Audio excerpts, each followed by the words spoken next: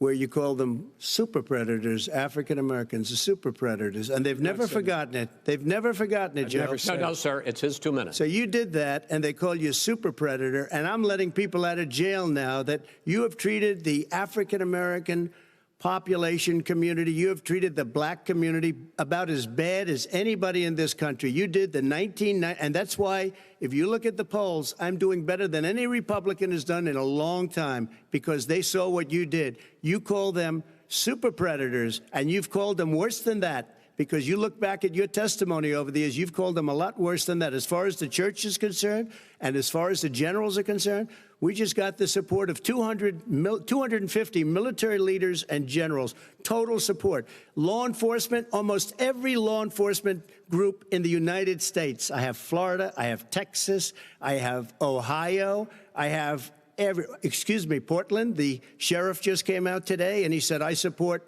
President Trump. I don't think you have any law enforcement. You can't even say the word law enforcement, because if you say those words, you're going to lose all of your radical left supporters.